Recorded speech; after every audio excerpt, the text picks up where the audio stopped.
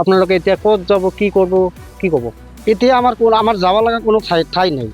এখানে যদি সরকারে আমাকে এভাকশন করে আমার নদী দিয়ে ভাই যাব লাগবে, এছাড়া আমার রাস্তা নাই।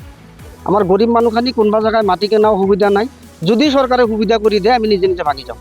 ইতিমধ্যে দেখিবলৈ পোৱা হৈছে ৰাজ্যৰ বিভিন্ন প্ৰান্ততে উচ্ছেদ চলাইছে, তাৰপিছতে যে আপোনালোকৰ মোহনপুৰ গাঁৱত যে জৰীপ চলাইছে, কি ক'ব? এতিয়া আমাৰ যাওয়াৰ ৰাস্তাই নাই। আমি খবৰটো পাইছো যে জৰিপ চলাই আছে, সেইটো আমাৰ এই ভাঙব কাৰণে সেইটো এটা কোৱা নাই, অর্ডার দিয়া নাই, কিন্তু আমার এটা অনুমান আইডিয়া হয়ে গেছে জরিপ চলাই আছে। কিন্তু মানুহখিনি যাব ক'ত? হয়তো দুই এক ঘর ভাঙি গেছে, যার যেনেকে সুবিধা আছিল তাতে গুচি গেছে। আর যিখিনি মানুহ বর্তমান আছে এইখিনি মানুহ কত যাওয়ার জায়গায় নাই। আর এই জায়গারে মানুহ এই স্থানীয় এইটা জিপিরে মানুহ, হ্যাঁ, ইয়ার জায়গা কত নাই। এইখিনি মানুহৰ চাওক, মানুহ পেচাব হাগা মোতা এইবিলাক পেচাব পায়খানা কৰিব যে, সেনেকে সুবিধাটো নাই। মানুহ তাৰো মাজত সেনেকে কেম্পৰ দৰে মানুহখিনি আছে। আৰু মানে কিছুমান মানুহ এনেকুৱাও আছে যে তিৰফল টানাই এনেকে বসবাস কৰি আছে এইখন ৰিজাৰ্ভত। কিমানটা পৰিয়াল আছে? ধৰক 150 বা 160 ঘৰ মান এনেকৈ আছে। কিমান বছৰ ধৰি বসবাস কৰি আছে? এইটো 20-25 বছৰ হ'ল। আৰু ইয়াত সেই মানুহখিনি ক'ৰ পৰা আহিছে? এই মানুহখিনি আছিল 5 নম্বৰ চৰৰ, আৰ হল 6 নম্বৰ চৰৰ, আৰ কিছুদিন আগত এই 2-3 বছৰ আগত যেনিবা এই মোহনপুৰ গাঁওখন গুচি গ'ল, সেইখিনি মানুহ আহি ইয়াতে সোমাই গ'ল।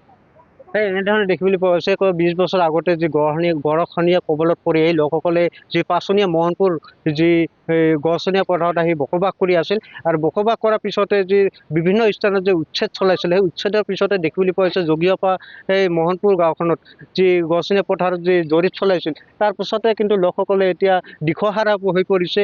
আপোনালোকে কিমান বছৰ ধৰি ইয়াত বসবাস কৰি আছিল, আৰু যিহেতু জৰীপ চলাইছে, আপোনালোকে এতিয়া ক'ত যাব, কি করব, কি ক'ব?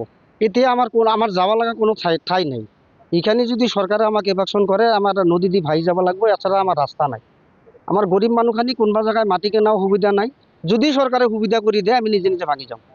আপোনালোকে যিহেতু গড়খহনীয়া কবলত পৰি ইয়ালৈ আহিছিল, বিগত যোৱা চৰকাৰখনৰ আপোনালোকৰ কোনো ধৰণৰ ব্যৱস্থা লোৱা নাই? কোনো ধৰণৰ ব্যৱস্থা এতিয়ালৈকে লোৱা নাই। কোনে লোৱা নাই? কংগ্ৰেছ চৰকাৰে লোৱা নাই। কোনো থকাৰ ব্যৱস্থা লোৱা নাই? লোৱা নাই। আৰু জানিব পৰা মতে আপোনালোকৰ গাঁৱত আৰু কেইবাটাও পৰিয়াল আছিল, ইতিমধ্যে ঘৰ বাৰী ভাঙি ইতিমধ্যে লৈ গৈছে, কি ক'ব? ইতিমধ্যে লৈ গেছে। সেইখানে আমার হয়তো বেলেগ ডিস্ট্রিক্টর মানুষ আছিল। বেলেগ ডিস্ট্রিক্টর মানে মন্দিলে যেতিয়া আমার হয়তো লিষ্টখন কৰি লৈ গ'ল, তেতিয়া হয়তো বেলেগ ডিস্ট্ৰিক্টৰ মানুষ আছিল। সেই মানুহখানি নিজে নিজে গুচি গেছে। আৰু যিহেতু বিভিন্ন প্ৰান্তত উচ্ছেদ চলি আছে, যিহেতু জগিয়াপাতো উচ্ছেদ চলাৰ সম্ভাৱনা আছে, আপোনাৰ উচ্ছেদ চলাৰ পিছত এই লোকসকল ক'ত যাব আৰু কি কৰিব? আমাৰ যাওয়ালৈ কোনো ঠাই নাই।